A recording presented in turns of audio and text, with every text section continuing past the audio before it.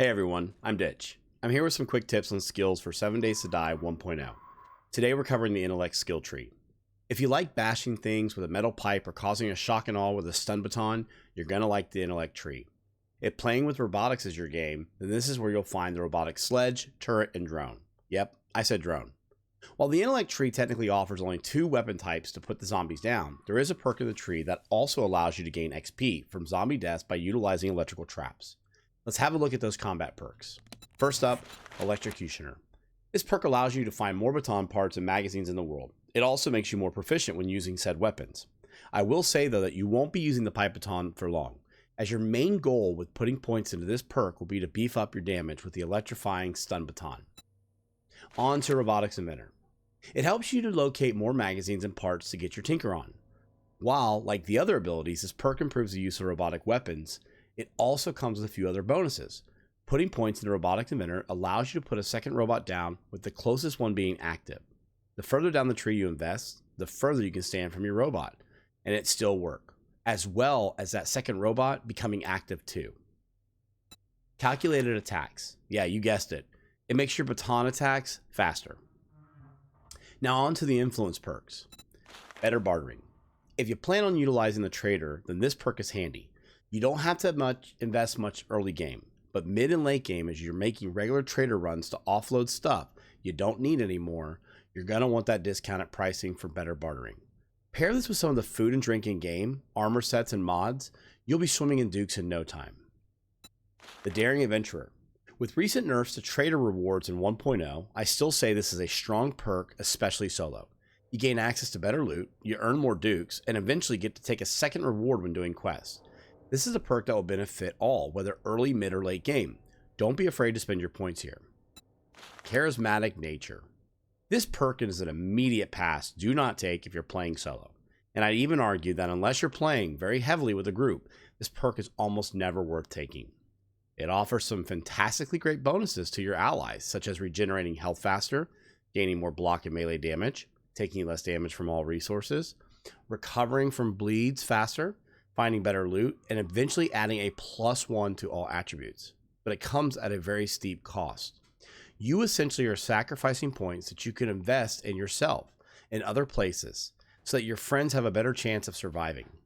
You benefit nothing from putting points into this perk other than being Mr. Popular and everyone wanting to be around you. If you really feel like you want to be the most important person in the group, drop some points here. Otherwise, I'd move on. Now on to the last perks. General Intellect perks. Physician is a must-have perk for all players early, mid, and late game. It makes you better at everything involving medical, such as healing faster, gaining more XP from using medical supplies, and healing sprays and casts instantly. It also allows you to craft things faster in a chemistry bench, and this will be very important mid to late game.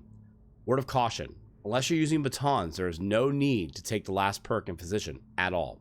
If you're using batons, that last perk is very sweet. Advanced Engineering. This is another one of the must-have important perks in 7 Days to Die 1.0. You'll want to invest heavily in this skill and as early as possible. You'll see benefits such as crafting glue cheaper, other reduced recipe costs, and faster crafting at forges, cement mixers, and workbenches. You'll find that there are more magazines to eventually get those workstations unlocked as well. Remember, when I mentioned earlier that there was a perk to unlock gaining XP on electrical traps? Well, here it is. Whether you're playing by yourself or with some friends, Advanced Engineering will serve everybody well. Grease Monkey. By putting a point into this perk, you'll be able to find more magazines to unlock other vehicles in game. You'll see a cost reduction in building the vehicles, and also repair kits on your vehicles is more efficient. You'll want to put at least 1 point into this perk to increase your odds of magazines, but beyond that, it's up to you. Crafting the vehicles cheaper may seem appealing, but most of the time, you're only making them once. The only true benefit is the efficiency in repairing your vehicles. If you drive like me, then you're going to need all your points here. But if not, only put 1 point in this perk and save your points for other places. The last perk to cover in 7 Days to Die 1.0 is lockpicking. Putting points here will increase your odds of finding magazines for workstations. You'll pick locks faster and you have less chance of them breaking, and you're going to find more inside loot. It can be tempting to put points into this perk and be more efficient with lockpicks, but trust me, you'll find plenty in the world, and when you don't have one, just do what we've all done for years. Bang the crap out of it until it opens. Save your points and put them elsewhere. This wraps up all the skill trees for 7 Days to Die 1.0.